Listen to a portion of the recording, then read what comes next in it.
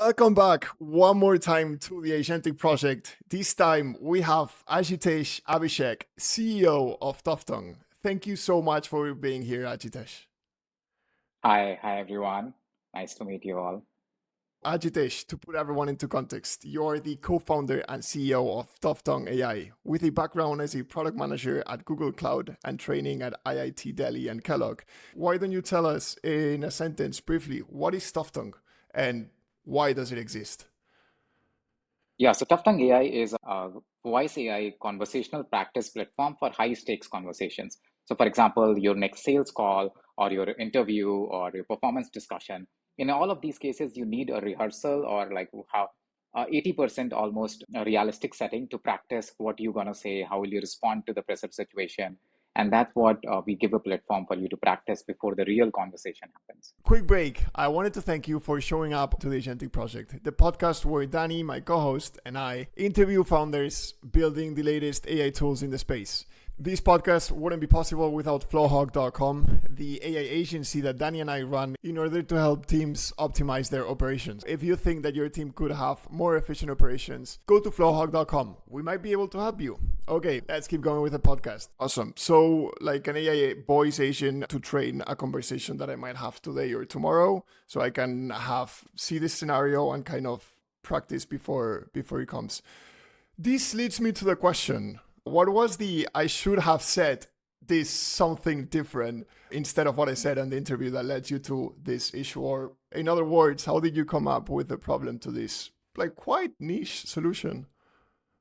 True, yeah. When I was at Google, I was when I was going for promotion, I used to have a lot of conversation with my mentor on how to have this conversation with my manager.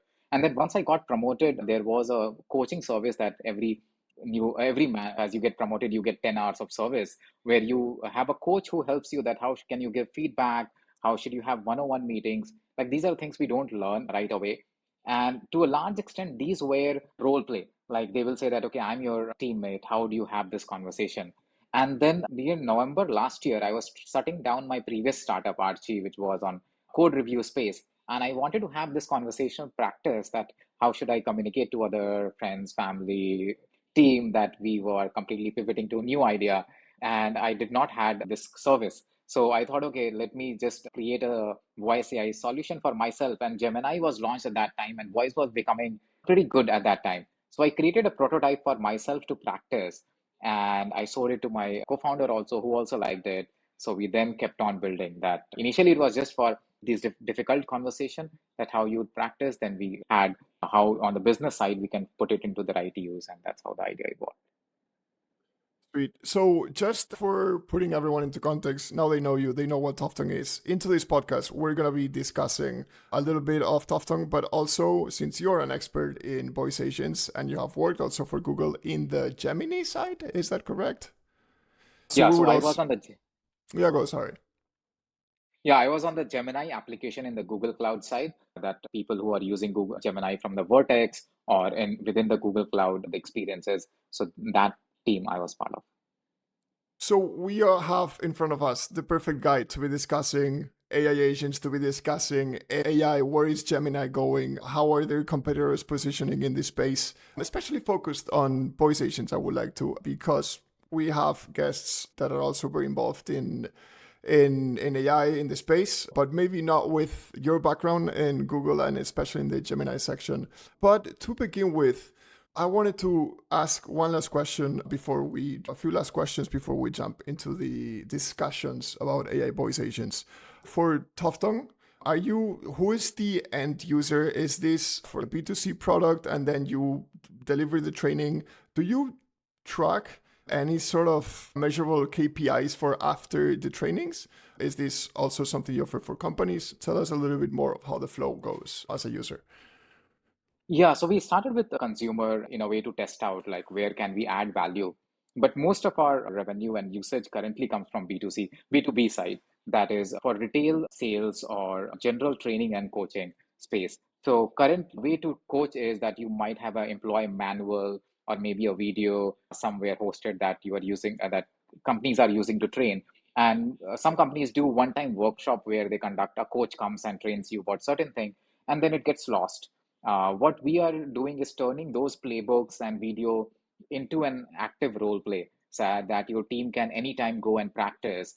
And then we rate all the conversation based on the rubric that we work with the businesses. And then these rubric evaluation go to the manager who is in charge of the training. So that way they can over throughout the year on a continuous basis track how is their team doing, who needs what kind of training, and use our platform to do that. And there are primarily two kinds of training here. One is the product training. A lot of companies have thousands of SKUs, and it gets really hard to train people about the product knowledge in different languages and also like objection handling and things like that.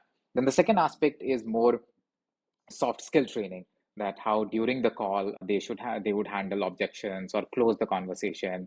So we do both, but we are seeing more traction on the product training side, which the companies see as the first thing, that their sales team should be knowledgeable or their employees should know about those processes and product. You are touching upon a very interesting topic, that it's context management. Because when I was watching your website, I was watching at it from a consumer perspective rather than business perspective. And what I was thinking is, okay, this is cool, but the hard thing about having these tough conversations is that I do not know what the other person is going to ask me. So I have no way to tell the LLM, okay, I need to be prepared for this, right? Because there's what it's called the unknown. That is, I do not know what the other person is going to ask me.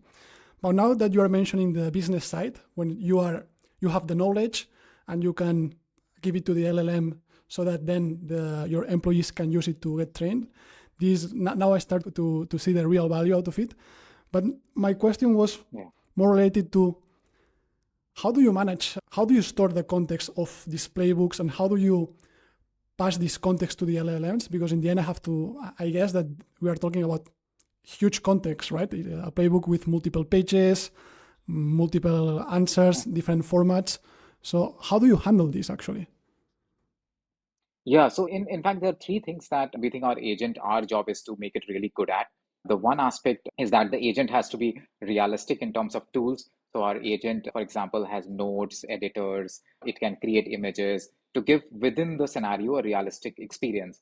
Now, in order to learn that, it has to use playbook very effectively. So generally, a large playbook will split into 12 or 13 role play, depending on how much is the context. So all product teams have some idea that these are the 13 persona that we generally speak to, or let's say it's a privacy training. So these are the situations that I might run into. A retail store would have 3, 4 persona, that if someone is standing near the retail counter, then how should I approach? So we try to find these points and split the playbook into multiple scenarios.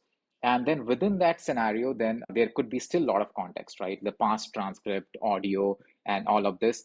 So if there are a lot of patterns, then we just find and put it in the system prompt. If it is FAQ kind of large book, then we use the RAG, which is the normal cross industry. So we index it and keep it that during the conversation, our voice AI agent can do a tool call and refer to that playbook to answer question or to create. For example, you can give a full handbook of product manager training and create a scenario. It will refer during the conversation, a RAG call it will do and figure out the context. But the better part always is to break up front into multiple scenarios, and then within one scenario, stuff it how much ever you want. Then our agent also has memory across sessions. So it's a switch that you could enable. So with time, it can become more intelligent. And this was one of the feature requests that came a lot. If I speak to a coach, with time, they become more knowledgeable and personalized, while our agent did not have memory and it was not. But now we have added this feature that with time, it learns that, okay, this is what we learned last time. Let's start from there. It's still evolving, like memory is not completely solved problem, but quite helpful from before. This is super interesting. I think it was 1 month ago, the MIT released this state of the art report and was saying that one of the key missing features of these agents, first of all, the conclusion was that 95% of the AI projects fail. And one of the main reasons is because these agentic systems are not able to learn and adapt. Right? You have the LLM, but there's this learning loop is missing. So now that you are, and this is something that actually we have been thinking a lot, Nacho and me, on how to build this type of systems that can learn as time goes by. So actually, can you explain a bit more, how do you manage to do this? How do you manage to make the agent to keep learning about previous conversations without saturating the context of the LLM, because in the end you cannot pass all the previous conversations that you had. So what we do is that for each scenario, when it's created, so our idea of any situation is a scenario, which is an API config that you just create. So each scenario knows that what is important for it to learn in every conversation. So we define certain tokens, like 1,000 tokens we give for memory. And now there is one LLM's job all the time to only stuff things that are important. So it will update that, okay, this is the thing that I learned last session, and is it important for me to remember? If not, I'll just discard it. If it is, I will preserve it in 1 line or 2 line in as effective way, but I don't have to go beyond 1,000 token context. It will compress it if it goes beyond. So that is its intelligence. And its idea was, as a human, we also have a very lossy memory of someone we met, right? But we have some idea that this is what they told, they are from this particular place. So it should remember those specific things, and then it can ask question. And then what we have done is we have given it a RAG, which is the complete transcript. So all the transcript goes as a RAG, and then it's super memory that is it in the prompt. So it remembers a lot of things about you right away. And then if it feels that, okay, it does not know something, it can do a RAG call and figure out, okay, this was the transcript of the conversation and this were the details. So details are all in the RAG, while the important piece are in the system prompt, which is a brain, as an analogy, how we see. Very nice. And actually, do you have feedback loops in the process, in a sense that how does the LLM know that it has to remember this thing but not this other thing? Let's say it's whenever you are evaluating an agent, you have to have some certain criteria to know whether this was done well or this was done bad, and right, you have to have a bit actually what we are doing right now is we do a lot of manual reviews, like human reviews, and this allows us to understand what was wrong, what was well. So in this case, how does the LLM knows that it has to remember these things but ignore completely the other thing? Does the user provides a real-time feedback, or how does it work? Yeah, so as a user, you could also say that remember this, but we have written the prompt specific for a particular scenario. So there is a meta prompter for every scenario that once you wrote the scenario, there is an LLM call to determine what are the important pieces to remember. Let's say it's a Korean language learning that you are doing, or it's a sales learning. So it will remember which product is an important piece, your name, where particular this situation happened. There are some guidelines that we have offered that any personal information that is shared, it must note in some way. If there is a situation where something sales happened or did not happen, you should note it down. So we have given some guideline on what are the important things that for that particular scenario, you have to note it down. It's not perfect, and we also manually review if we are doing, or if our customer says that this is something that is not captured. But that is the way currently that LLM knows that this is important for this particular kind of conversation. One of the things that we have seen is that when you're building an AI tool, you should have a very self-service onboarding, or even a human, you have to be accompanied by a human to do the onboarding.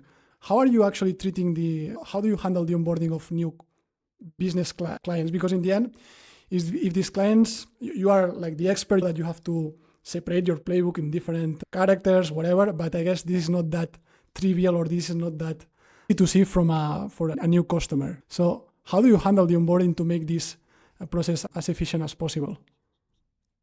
True. Yeah. In fact, we have struggled a lot. Like initially, we left a lot on customer, and like they will not get best out of the system.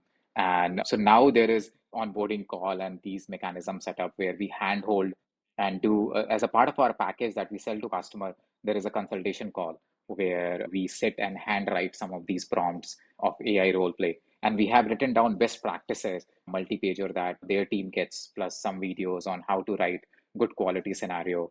So over time, what we have seen is that as we write docs and as we learn, we try to then will formalize it in some way. For example, our scenario creator used to be just like write a prompt and autocomplete, but now we have made it more agentic, that you can put has perplexity deep research, so it can search the web, plus you can add files, videos, and it has our best practices on how to write prompts. So as we learn more, we will make this meta prompter or this agentic creation more intelligent. But before that, we have to learn. Like we also don't know. For example, AI is really bad in saying that I will not do this or offer resistance, right? So in sales call, for example, people have some teachable moments that they will say, no, I don't want it, or be very not opening up. But there'll be a point when you earn the trust and they will open up. And this happens in like wealth management in a lot of cases, that you have to earn the trust and there is a moment and then behavior switches, there is a resistance, which does not come naturally to AI. So we have figured out a way and a pattern to write the prompt in a way this happens. So we share these things with the customers, and idea is that with time we can prompt it in our meta prompter that it does a better job out of the box. What's the model that you're using, and how big is the prompt? Are we talking about 100,000 lines? Oh, Our largest prompt go to 4,000 tokens. So 4,000 yeah, tokens. like 10,000. And what model are you using? Yeah, so we use a bunch of models at this point. So we have this architecture where at any point there are two models. One is the front end model that interacts with you, and there is a large reasoning model that is on standby waiting, seeing what's happening. So it can channel the message that, okay, move to this particular phase or move to ask this question. On the front end model, we rely on like Gemini very extensively because of the cost reason, and it's multilingual aspect, which we have heard is pretty good, like across, like you have some customer in Saudi Arabia and other, in many languages, Gemini is much better at this point. And then for transcription, Is we it are using is it DeepGram. Flash, Gemini Flash? Okay. Gemini Flash, Okay. yeah. Sorry. And we use Anthropic for our analysis, which is, we have switched between OpenAI and Anthropic. Both are better. We just want to minimize cost there in some ways because it's anyway agentic, like multiple calls are happening to perform the analysis.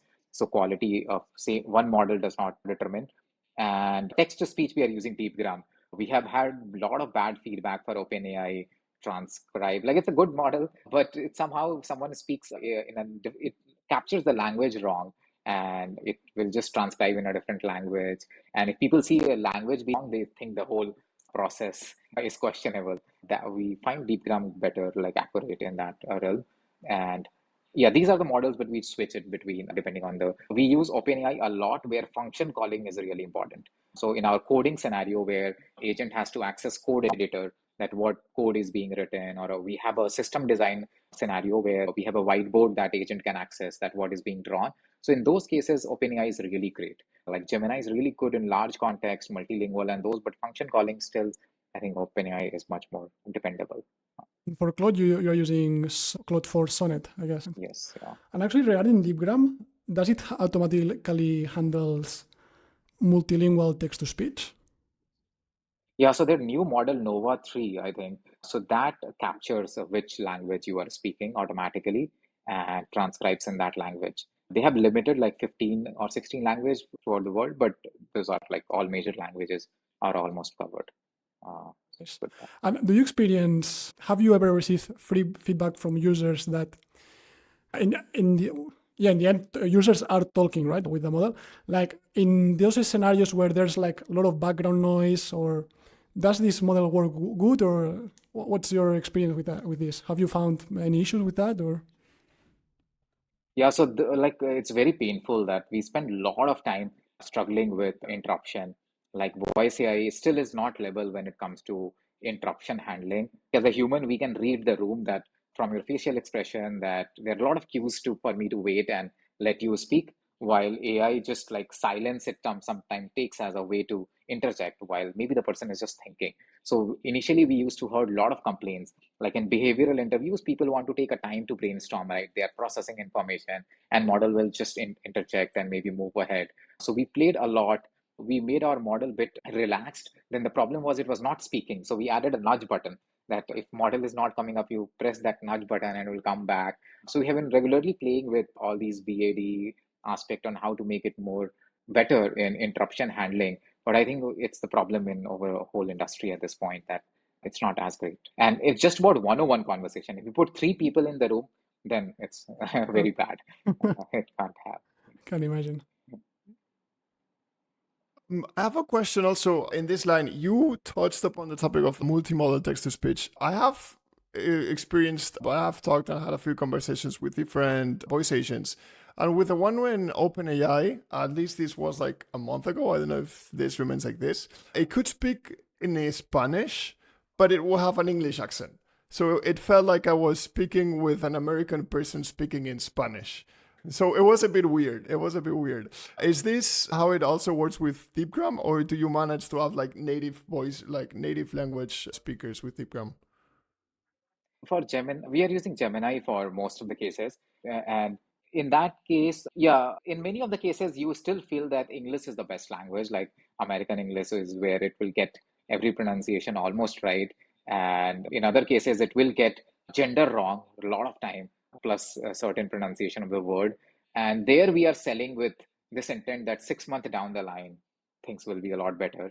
We have to trust the process. But yeah, currently, I think we also don't have first class experience that we have in US English, for example. Got it. So other than Deepgram and Anthropic and Gemini that you mentioned, are there any other tools missing in the tool stack, in your tool stack, in order to build the full set of these voice agents?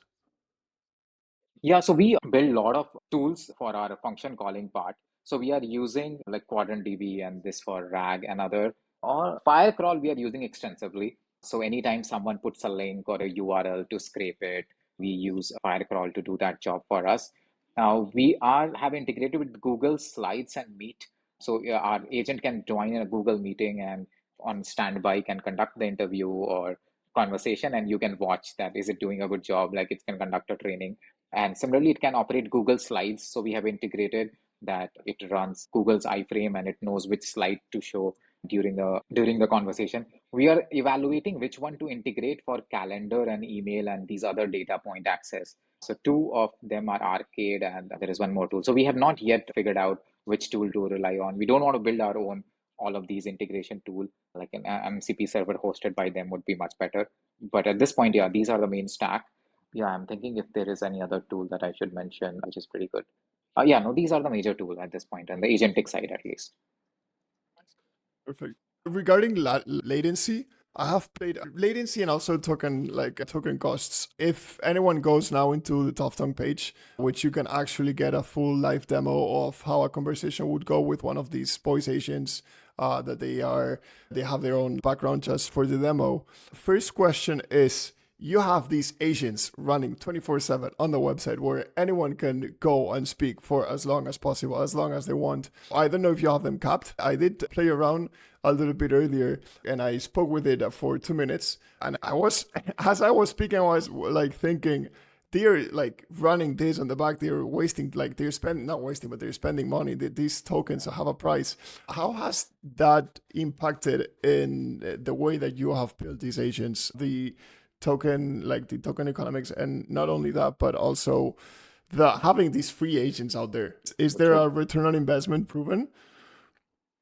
Yeah, so one of the things, I'll start with the return on investment, then come to like how do we optimize cost. So what has happened, because we keep our website open to some of these, people come and like businesses also do extensive testing that how it's working and not. And sometimes we go into the meeting and people were like, okay, we have exploded, we have very specific question. So a lot of our job gets done, at least like engineering heavy team, they take it like a normal SaaS tool that they would have to test everything before onboarding. So that makes our life easier in onboarding some of the businesses. On the management side, what we do is that 10-minute is what we cap. We will just cut the conversation. It still can be abused if someone wants to go 10 minutes, but we'd assume that you will not get much value out of it. And in that case, we would just block the IP or something. We'll figure something. Right now, we have not seen that level of abuse. We have seen people creating a lot of email IDs and interacting across different. And I think as a new platform, it's fine. Like you are just, maybe you are using heavily and you love it. Someday you will talk to other people about it and you will convert. We also do, second thing is that, for example, OpenAI and a lot of these premium models we don't offer in the free tier till you convert. So you are getting an experience, but good enough, but you are not getting some of the logged in experience. And many of the main high quality scenarios are also logged behind sign in. So slowly we have cut down few things, but still want to keep a good free tier with reasonable models there. You And were mentioning. also, Go for it, no, Nacho. no, I Go for wanted it. to. I wanted to follow on the question of the token usage and the pricing. I guess that some models they have AI has been decreasing the price of the token in the past 6 months. They have done a few like pricing decreases, so that is directly impacting your entire financial statement. So how do you operate with that, and also how do you forecast also the expenses in 6 months from now? Because they could go up, it could go down. So what is your planning there in that side of operations? Good, yeah. Yeah, some way we are thinking that it only goes down, but yeah, God forbid if they increase the price, it will be very hard. So on the audio side, like it's still pricey. Like today, an audio agent can likely match a call center, and that too low end of the call center price. Sorry, high end of the call center price, not a very low end of the call center price. So in a lot of the scenarios, people will say that okay, we can hire a person if it's failing or hallucinating. So we are betting that 1 year down the line, these prices go down even further, 50% or so. And that's what we tell to our customers also, that we will pass along as these prices go down, because they're also taking a bet that some pilot that somewhere down the line it will go more mainstream in their company. And currently it's pricey still to an extent. So we expect it to go down in some ways. There are some places where prices will go up, like for example, the tokens and all that we get free because of credits and other, I think that will be cut down. Similar happened in other like Cloud Wave and others in the past, that currently it's like free, a lot of things you get to build. But so that we are being prepared for, that our costs dynamics should, unit economics should work out, that we are charging customer rightly, that we scoop it enough money. But overall, we are betting that the curve is on this side down. Actually, I wanted to discuss a bit about the team. You mentioned that you have an engineering team. How big is the team and how are you structured? Yeah, so we are four-member team at this point, and so pretty small that way. So my co-founder is was in Databricks, and so he was part of their AI notebook team there. And before that, he was in Meta. So we were a neighbor in the Bay Area. So I was at Google, lived in similar area, and same undergrad at IIT. So I've known each other for a long time. Two other people. So one is Google Ads person who I'm engineer who I've known for a long time and from undergrad. And our team is distributed at this point. So a couple of us are in US, then Netherlands, and then India. So remotely we are making it work at this point. We are taking part of the management and your co-founder taking part of the technical stuff.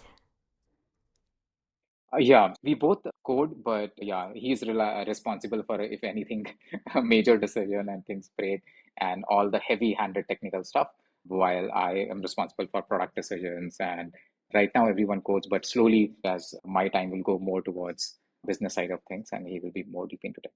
And it's super cool because you have a key strength here. Being able to have all this technical knowledge, understanding very clear these products that require a lot of technical acumen, and also having these management skills. Actually, I'm really interested in getting insights from you of how you use AI, specifically when coding. I guess you're using Cloud Code, as everyone is doing. Well, maybe not, but hopefully you can give us some, for those of us that are technical and that are using AI in our daily lives to code. What tools are you using? What kind of processes do you follow to become more productive? Also, if you are using AI outside of coding, how do you use it? What are your insights? Yeah, I can talk through my tech stack. So I use like just brainstorming. I use Whisperflow for transcribing. So even for writing to Cursor or like creating a design doc before like actual coding, I use Cursor primarily because of the muscle memory that has been built over 1 year, and it has access to all the model. And the second thing is for large code bases, I'm still wary of any small unintended changes that happen. So I want to review every line that is being written. So we follow very strict policy that as an agent, some files you can't edit with AI. You have to like handwrite it, or you have to very be clear that you have made that change. Because in past, what used to happen that agent makes some unintended changes, and in PR we catch it, or sometimes we did not catch it, and you are spending 4 hours trying to debug. So we have a very strict set of PR review setup. We use Hub there. We still continue to use Archie AI, my previous tool, for PR review there. So Cursor for coding there. Cloud Code I used extensively for blogs and brainstorming these, and for somehow that has worked much better, because there I wanted to generate the full draft or take the full of my past 6 blogs into account, like whole context, and then help me write or brainstorm a new idea or a post. And there I'm okay with it making large changes from terminal. While in the case of coding, I'm more reliant on cursor and reviewing it thoroughly. So that's my coding stack overall. In terms of beyond coding, I use Yapify, which is an email writing tool. It was on Product Hunt a couple of 1 month back. So what it does is once you voice out what you want to write, it does some pre-processing before drafting an email. So it's write a pretty high quality emails that way. So I use that for writing my emails, and I use Granola for meetings. It's pretty nice. And I think Screen Studio is not a particularly AI tool, but it's nice for any demos and all that I shoot. So actually, you're using Cloud Code for idea generation instead of going to ChatGPT with the interface and talk with them. Yeah, so Cloud Code, because it's in terminal, and I put all my docs in GitHub for a long time, like any blog I write or things I write. So it's there, and also I will not run out of GitHub space in some ways. So it becomes really easy for me to refer files right then and there from the terminal. As I'm coding, I can also think about other things and not go to other interface. I do have OpenAI subscription, like premium, and use it all the time, but that is mostly for refining at this point and deep research. I think that also I use a lot. You are then definitely a technical guy, having the blogs in GitHub, and which is cool, But all right. I have one more question, more in the humanistic side of voice agents. We have all, by now, everyone listening to this podcast, we have all played or talked to a voice agent, and all we interact with is in a screen with a little round, like the 11 labs motion or the dots going up and down in ChatGPT, which doesn't really connect us to the full human experience of having a voice conversation with some other humans. Which leads me to, I've always envisioned, I love voice agent, like I love how this voice AI works, and I would like to use it more. But since I feel like I'm just talking to a screen, which seen from outside, it looks a little kind of weird. And even from my point of view, it's like I'm just talking to 3 dots here. I envision adding these synthesia type of avatars where there are AI avatars that actually have a face. You do already have a face on your website, so I'm not technically speaking to 4 dots. I'm also speaking to like a static face.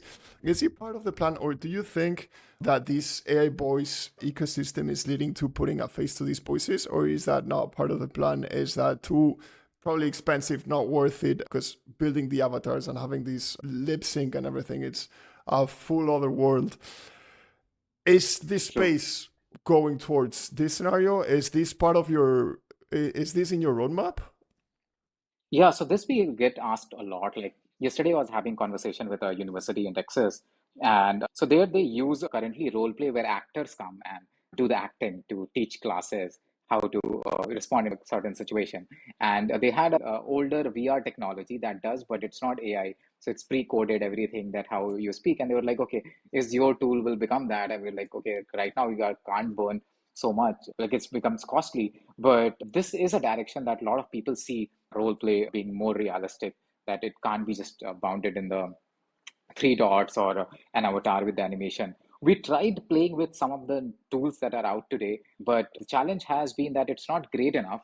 And if you don't have good enough, then it also makes the whole experience bit like people focus on that aspect a lot more, and then your overall app experience suffers as a result. So I think Vapi also had integration with a couple of this, and they removed. So I think overall, everyone has tried few, but I think it's in currently valley of despair in some ways. And I think once the technology becomes good enough, we will add it. But I think VR is required for some level of realistic aspect, right? Like just the setting of going into the airport and standing near custom or something, right? That puts you into very pressure situation, or similarly your job interviews, which just voice would not in some ways. So I think we want to add it, like once the tech is a bit more, and the lower hanging fruits in the AI world are we able to capture.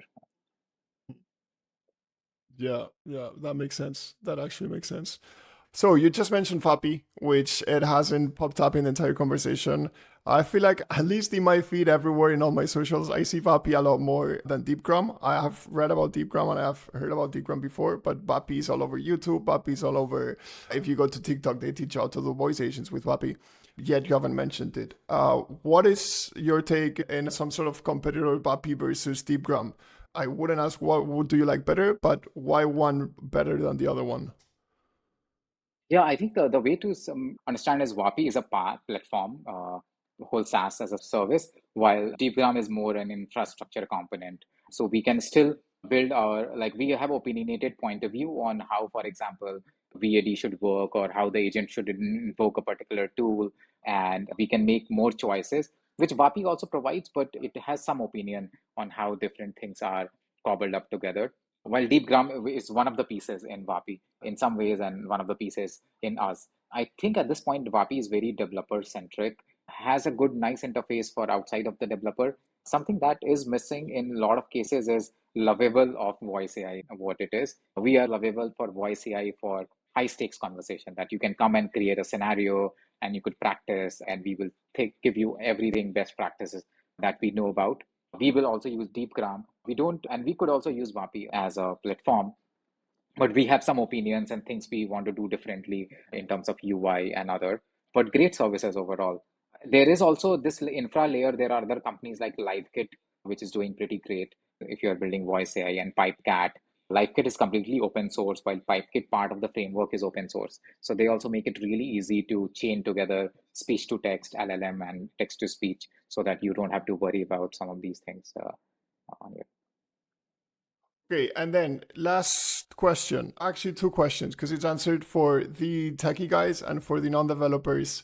What we've been talking a lot about tools, but in short, in each step of building an AI, a voice AI agent for casual conversations, maybe not need to have that much of a scenario behind it. What are the tools recommended that you would recommend to use in each step of the process of building a voice AI agent for both like techies and then no code tools to build no code voice agents? Yeah, so in the case of techies, developers, I would say to pick infra framework like LiveKit, PipeCat, and if WAPI is also one of the alternative that you pick, and then you have to figure out. So this removes a lot of your infra coding pieces from there, and then you have to worry about your UI and which model to select.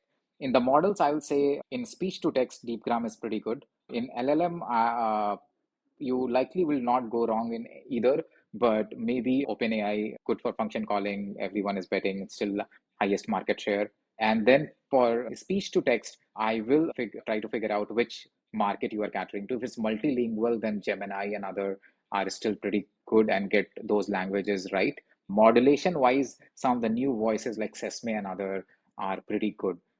One of the challenges, Sesame does not know what's speaking, right? It's not a reasoning model, but it does the modulation really well. So if you are doing sales and other where emotions are more important, then likely you will go there. If you are doing teaching and other, then you will likely go into the more other kinds of model. Actually, are there, I guess the gap is still too wide, but is there any open source model that it's working good? Let's not say perfect, but at least it's worth considering, or they are too far away from these cloud models? Yeah.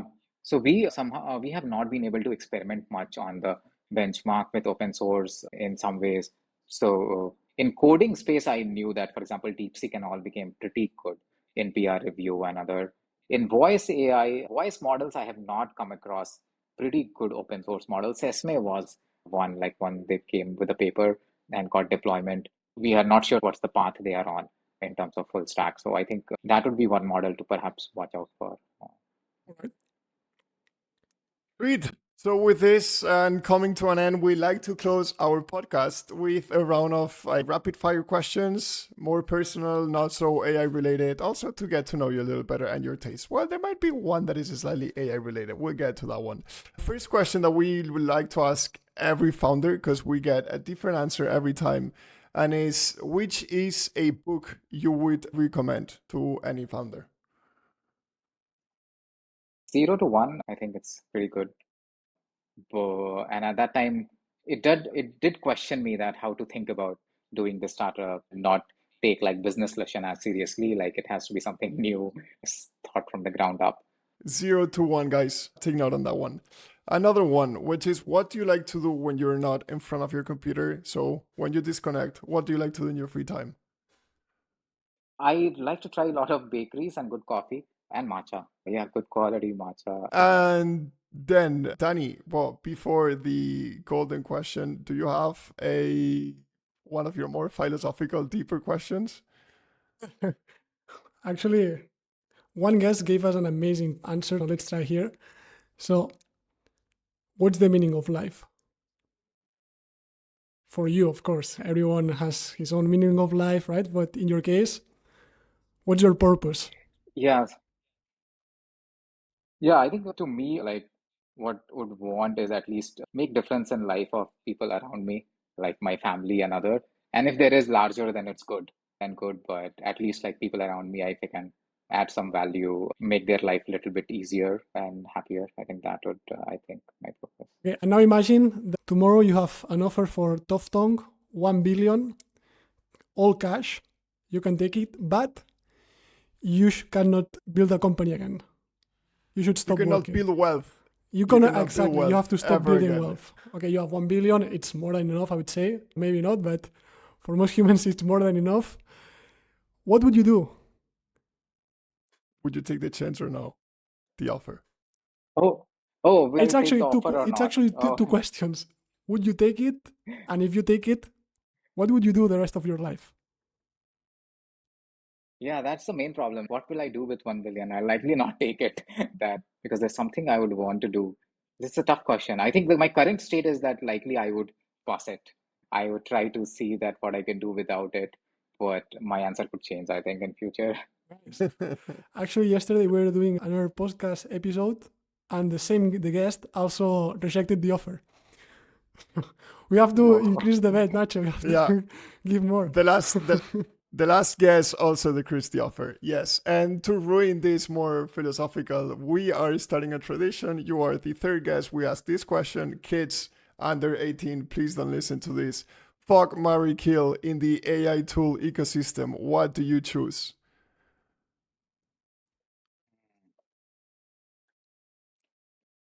I think the way the states are, maybe Claude and Cursor are somewhat fucked. I think kill would be these. I think fuck would be maybe, yeah, kill likely would be Claude going through, will be have tough time. I think fuck would be lot of application which are in writing or transcribing and this space where OpenAI and this model will likely come next. I think I would marry Gemini in some ways, but it's still now it's not more an underdog, but there is still a lot of potential. Like they took a lot of bet right. I think they would go get some of the things a lot in the coming few months. Sweet. Great. Thank you so much. We can close the podcast here. Ajitesh, thank you so much for coming. We had a great time chatting with you. Guys, people listening, see you on the next podcast. Bye bye. Take care. See you. Okay, Thank you so much for having me.